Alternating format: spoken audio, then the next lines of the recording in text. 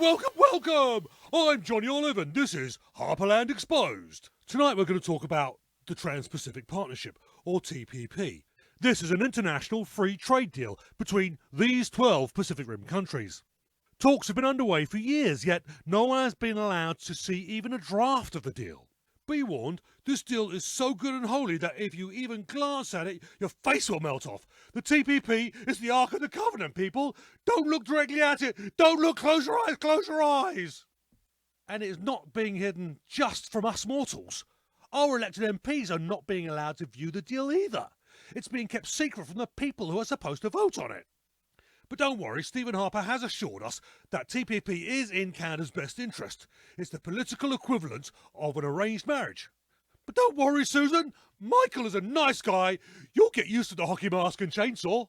So who is privy to the TPP details? In an article on ourfuture.org, Dave Johnson stated, these negotiations have been conducted in secret, but more than 500 corporate trade advisors have access to the text of the agreement. Many of the negotiators themselves are past and or likely expect to be future corporate attorneys or executives. 500 corporate advisors have seen it. Well, isn't that nice? It's nice to see that the multinational corporations are so well represented, because they're usually so hard done by, aren't they? The 12 Pacific Rim countries came to an agreement on October 5th, and Prime Minister Harper stated that a draft text would be forthcoming. Well, here we are almost a month later, and nothing. Although I would like to blame Stephen Harper for that, it is actually those very same blood-sucking lawyers who are causing the delay. CBC reported that a source attributed the delay to all the country's various lawyers haggling over wording. Canada continues to request a rapid conclusion to this process, but that now appears unlikely. But whose lawyers are those anyway? Our researchers couldn't find any reference anywhere regarding who the lawyers actually represent, corporate lawyers or government lawyers, and if agreement was reached, why are they still arguing? How long will our representatives have to review the deal before voting takes place? The term fast track keeps cropping up in regards to TPP. And fast tracking never leads to problems, does it? Never! This could be like waking up one day and discovering your arsehole of a husband took the house, both cars, took all the bank cards, but that didn't matter anyway because he cleaned out the bank accounts, then having his lawyer draw up the divorce agreement and present it to the judge who is also your husband, who ratifies it. Bang! You're divorced! Think about that. How fair would that agreement likely be? Really? Any trade agreement is going to have pros and cons. But in a completely open market with a choice of similar products, the cheapest is most likely to corner the market. If a more expensive product isn't selling, then the producer could lower the price. But there will come a point when the profit is too small or even eliminated completely. Competition will go away. This is how monopolies occur. Monopolies without extensive regulation mean prices skyrocket. Look at Turing Pharmaceuticals, who brought the patent for the drug Diaprim. They raised the price from $13.15 to $750 per tablet, just because they could.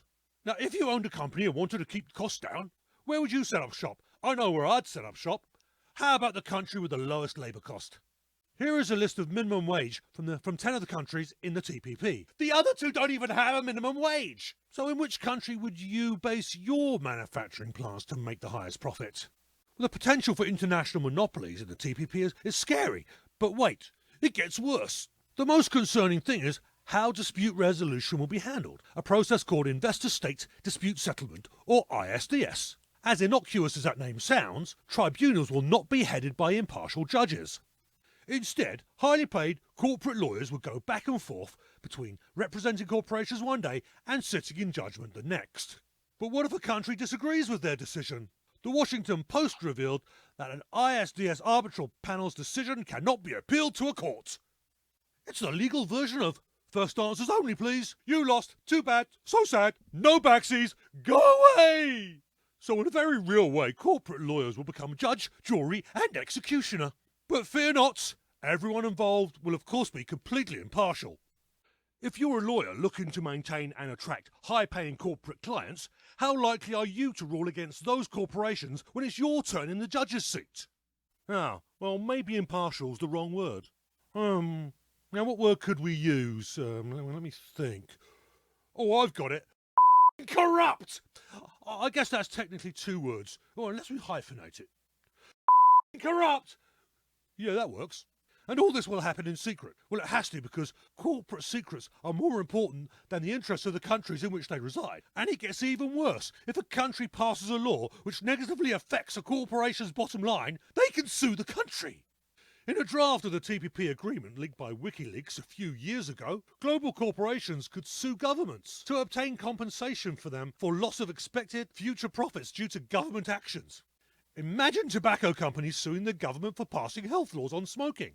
They get compensation for the loss of profits as well as all the revenue for giving people cancer. It's like paying them twice. But you don't have to imagine it, because it's already happening now. Tobacco giant Philip Morris of Marlboro fame is currently suing Britain, Australia and Uruguay, to name a few. All of these suits stem from clauses in international trade agreements. All of them! In reaction to this, it is possible that lawmakers might change existing health laws to avoid being sued. But it's much more likely that new health laws may never be enacted in the first place because of the very real potential of lawsuits. If you want more detail on these lawsuits, you should watch Last Week Tonight with John Oliver, no relation, who talks about these tobacco lawsuits in detail. A link to the video is in the description. That guy is hilarious! Oh, he's quite handsome too, isn't he? Really, watch all his shows! So how long will our representatives have to read the deal before they are forced to vote on it? That's the real question. And how long before the vote will the people get to see the details of the deal, if at all? And then we hear the term fast track again. Let's rush it through before anyone can see what's actually in the deal. And that's the crux of the issue. The TPP must not be voted on by MPs or any government until the full details of the deal have been made public.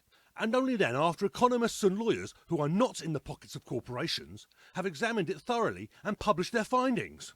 We have to force this deal out of the shady backrooms and into the light, because it doesn't look like the corporations and the government officials involved, who may well be in the pockets of these corporations, will never ever let us see it. And that should scare you the most. So get on Twitter and Facebook and get the message out there. Use the hashtag #ForceTPPReferendum. Call your MP and tell him or her that the full details of the TPP deal must be released for full public scrutiny. And don't take no for an answer. Well, that's it for this week. Links to the sources for tonight's show are in the description. There's a lot, really. None of this is made up. It's all true. Well, I'm Johnny Olive, and we'll see you next time on Harperland Exposed. Good night.